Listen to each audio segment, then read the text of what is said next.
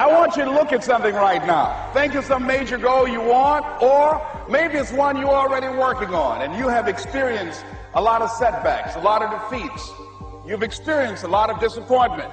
Maybe you've already given up. And maybe you just need a little fire, a little encouragement to get back in the game again. Here's what I want you to look at. There are winners, there are losers, and there are people who have not discovered how to win. And all they need is some coaching. All they need is some help and assistance, just a little support.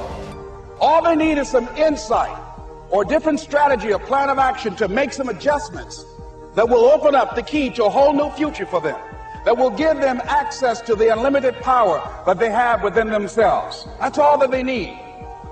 So what I want you to do is think about something you want for you, that's real for you, that's important for you, that will give your life some special meaning and power.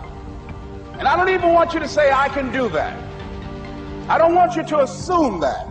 See, 5 years ago, when I started out in this area, I would not have been able to make the mental leap that I would be up to where I am right now. I don't want you to begin to just psych yourself out. No. I want you to be able to say something to yourself that will enable you to maintain a level of integrity with yourself. That when you say this, even when you face tremendous setbacks, it will be a benchmark to keep you in the game, to keep you moving forward and experimenting and readjusting your strategy and your plan of action, continuously looking for ways to win. So what is that something? When you got an idea you want to move on, you might not have the money, you might not have the education, you might not have the support or the resources you need. What is that something that can keep us going, that will enable us to act on our dream? What's one of those keys that will begin to help us to discover the secrets to our dream? That's all I want you to do when you look at your dream. You say to yourself every day, it's possible. You say that every day to yourself, it's possible. Because what does that do? See, it begins to change your belief system. See, the way in which we operate, ladies and gentlemen, it's a manifestation of what we believe, what's possible for us. Whatever you've done up to this point, all that it really is a duplication, it's a reproduction of what you believe subconsciously that you deserve and what's possible for your life. Most people operate out of their personal history, out of their memory, things they've done, things they've experienced, things they've seen, things that they have observed. What I'm suggesting that you operate out of a larger vision of yourself. I want you to see yourself doing what you want to do, experiencing what you want to experience, having what you want to have, doing what it is that gives your life some meaning and value. Operate out of your imagination, not your memory. Because whatever you look at where you want to go, I'm going to warn you, you will have some conversation back here after you go through the data that you've experienced in life saying you can't do it. And so what you want to begin to do is ignore that inner conversation. Well, most people, ladies and gentlemen, when something happens to them, what they do is they begin to believe that that's the way it is. That's the way it's always been. And they can't see the possibility of it being any different. Example, before April 1954, the common belief, the universal belief, because it had been tried again and again and again and people had failed, the belief was that man was not physically capable of breaking the 4-minute barrier, that he could not run a mile in less than 4 minutes. That was the belief on the planet. It had never been done. But here's what happened, ladies and gentlemen. Roger Bannister came along, and he broke the 4-minute barrier. Now here's what's significant about that. Since that time, up to this day, over 20,000 people have done it, including high school kids. What changed?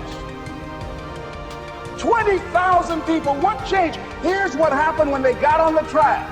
They knew it had been done. And because they knew it had been done, there was a new belief about this barrier, about this goal that was unreachable.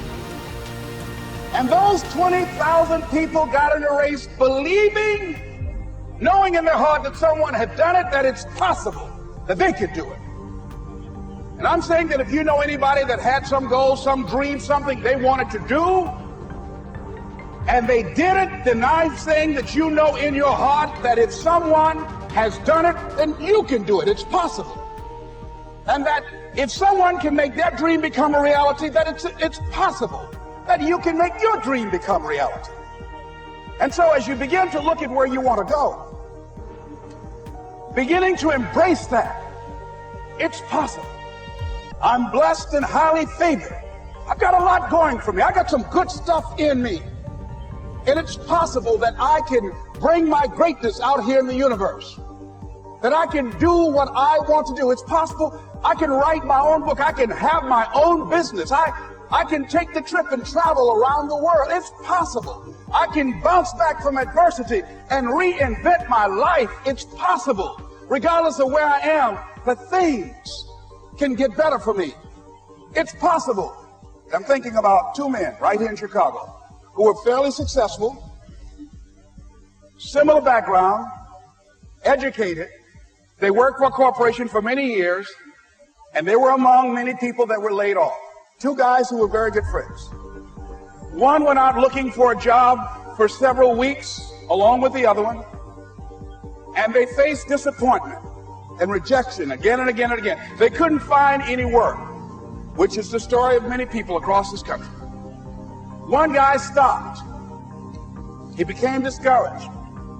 He stopped going. He stayed home looking at television, became very argumentative and toxic with his wife, drinking beer, getting on the phone, talking to his other negative, unemployed friends. And he just gave up. The other guy kept looking for a job everywhere he could go. Every time he could get an opportunity, kept asking people, networking, checking the newspapers every day. Kept going everywhere he could, trying to find a job. You have too much education. You're overqualified. You won't be here long enough. He kept going. He kept going. He went to a place and said, look here, I tell you what, if you can't hire me, and I know you can use my talents, abilities, and skills, I don't want to sit home and do nothing. Just let me do some volunteer work. You don't have to give me anything, all right? I just want to work. I want to be busy. The guy said, okay, it's on you now, but don't expect me to give you anything. It's okay. This guy came in and worked. He was the first one there. The last one to leave was the best employee there. About 4 weeks later, one of the top managers quit. They were looking for a replacement. Guess who they selected? This other guy. This guy who was volunteering his time. He got the job.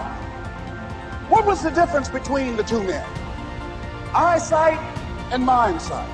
Eyesight is judging on what you see. Judging according to appearances. But mindsight is how you interpret what you see. One guy said, it's not possible, it's over, I'm finished. I can't do it. I can't make it. He surrendered. I've faced rejection again and again. I'm not going anymore. There are no jobs out there. But this other guy, he felt that in spite of the no's and rejections, in spite of how bad the economy is, in spite of what the newspapers are saying, that it's possible that somebody somewhere will give me a job. He just kept going, thinking it was possible. Guess what, ladies and gentlemen? That's what we have to do with our dreams. Because things happen to you in life that you can never, ever anticipate. And many times when those things happen, you want to give up.